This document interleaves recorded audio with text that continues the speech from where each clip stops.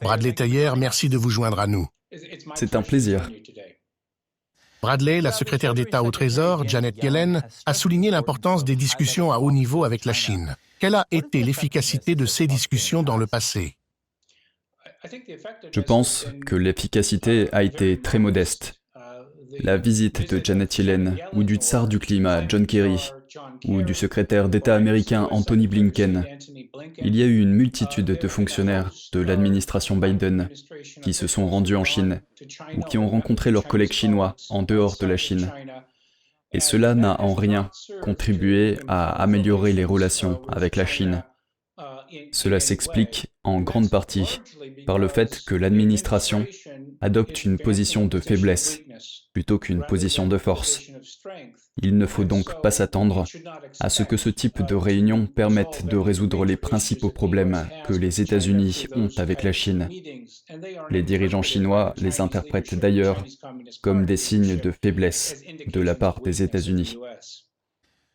Vous avez suggéré que l'administration Biden utilise une stratégie appelée compartimentation. Pouvez-vous nous dire ce que cela signifie? Bien sûr, il est courant dans les négociations, même s'il peut y avoir des tensions dans une relation, de se concentrer sur des points spécifiques. Par exemple, le contrôle des armes, le climat ou les questions économiques et commerciales. Et ce faisant, de chercher à progresser dans ce domaine. L'erreur de compartimentation avec la Chine est que le Parti communiste chinois a l'intention d'évincer les États-Unis de leur position dans la politique internationale. Il s'agit d'une menace profonde pour les États-Unis et de leurs intérêts mondiaux. Par conséquent, la compartimentation est presque par définition vouée à l'échec. Il n'y a pas que les fonctionnaires américains qui se sont rendus en Chine le mois dernier. Des élites comme Bill Gates et Henry Kissinger ont également rencontré le dirigeant chinois Xi Jinping. Que pensez-vous de ces rencontres?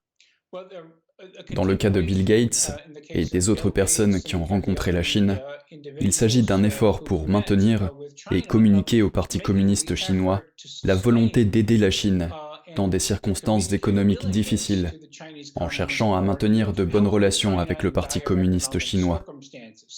C'est une grave erreur, car Bill Gates est menacé par le Parti communiste chinois au même titre que n'importe qui d'autre, les citoyens américains du monde entier, ou même les citoyens chinois.